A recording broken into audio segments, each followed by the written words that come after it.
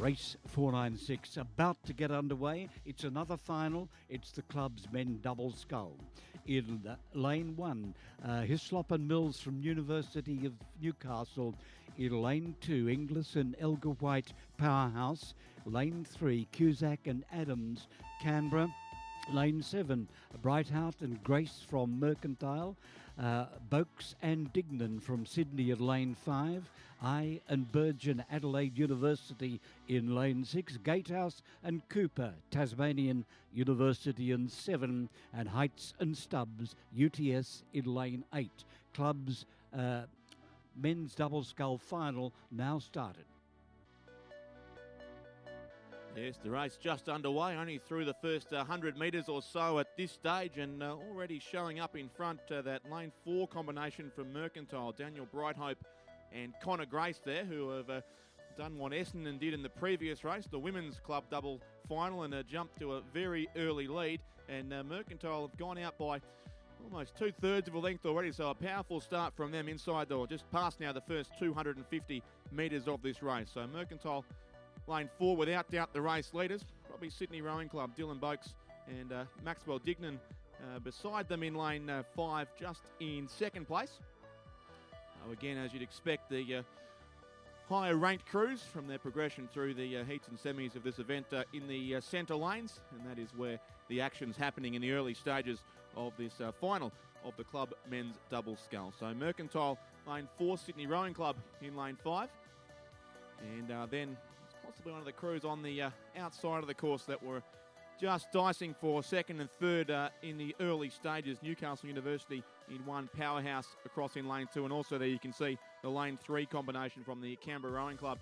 Those few crews fairly close together, but they come now through the 500 metre mark, and we can confirm the lead there for Mercantile in 1:36.16 the time as they come through that first 500 metres, and only 0.89 of a second, in fact, ahead of Boakes and Dignan there in second place. So the Sydney crew seemingly getting into their work now in the as they approach the 500 metre time mark, and have closed down that early lead of Mercantile by quite a bit.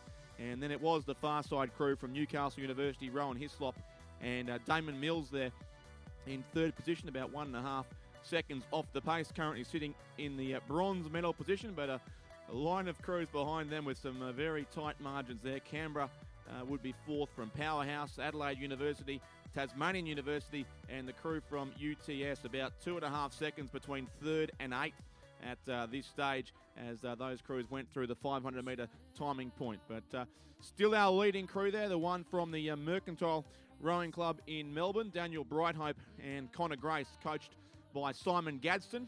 And they're being chased hard now by the Sydney Rowing Club crew, Dylan Boakes and Maxwell Dignan, coached by Lachlan Carter and Jason Baker.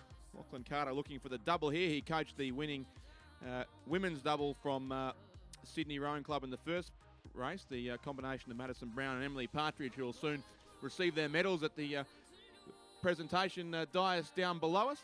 But for now, it's their clubmates from Sydney racing very closely side by side with Mercantile on the centre lanes of this race. And as they come through half distance now, it remains Mercantile in 3:16.41 the time, and they're leading exactly 3/4 of a second from Sydney, Boakes and Dignan alongside them in second place. And those two have really cleared out on the rest of the field. Clearwater in third place, then back to the Canberra Rowing Club combination lane 3, Michael Cusack and Pat Adams there, coached by Mark Kwiatkowski and Jeffrey Brown, the Canberra crew, which has moved up a spot in the second quarter of this race. They were fourth at 500 and now up into the bronze medal position.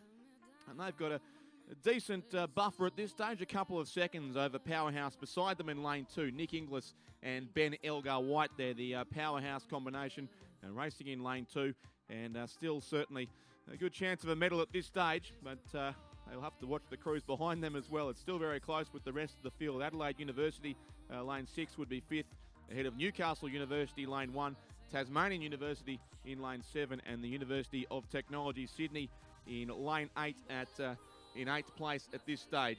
So still it's the crews in the centre lanes, and it does look as if that Sydney combination may well have moved up and possibly taken the advantage now from Mercantile beside them in second place. So This third quarter of the race, a very good job being done by Dylan Boakes and Maxwell Dignan as they continue on their way towards the final timing split with 500 metres to go. And it is the Sydney Rowing Club who've moved away from Mercantile with a pretty powerful burst now as they do approach that 1,500 metre mark of the race, and Sydney go through Boakes and Dignan in first place, a time of 4:58.19 for that crew from the Sydney Rowing Club. And as the pictures suggest, they've taken almost a length there, 2.47 seconds officially over Mercantile. Daniel Brighthope and Connor Grace now in second place.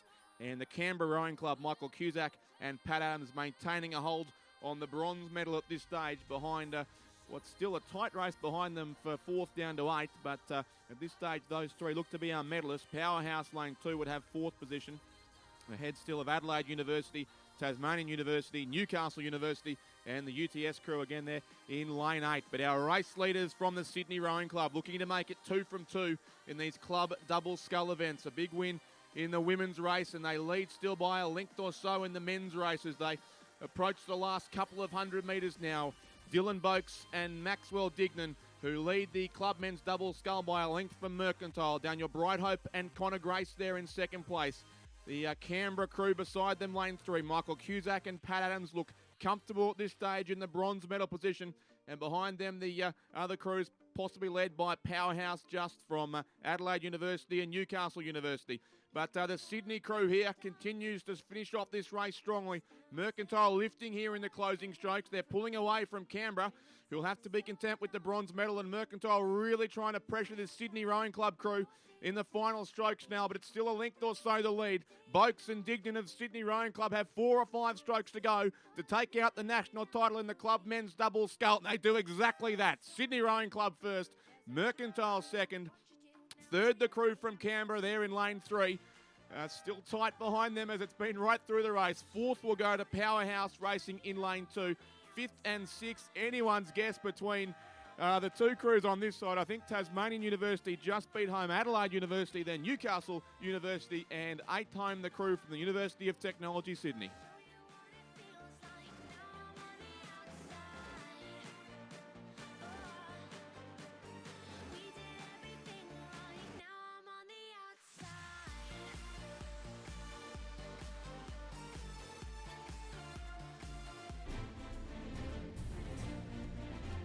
And our next medal presentation, that for club men's double scull. And again, our presenter, Mr. Andrew Guerin from Rowing Australia, also the coordinator of the celebration of the centenary of the King's Cup in 1919. Our bronze medalists, Canberra Rowing Club. And representing the Canberra Rowing Club, Michael Cusack, and the stroke, Pat Adams. The coaches, Mark Kautowski and Jeffrey Brown. Silver medalists, Mercantile Rowing Club. And Mercantile represented by Daniel Brighthope and Connor Grace. The double coached by Simon Gadsden. And our gold medalist and champion club men's double scull, Sydney Rowing Club. In the bow seat, Dylan Boakes, and the stroke, Maxwell Deegan. The coaches for Sydney, Lachlan Carter and Jason Baker.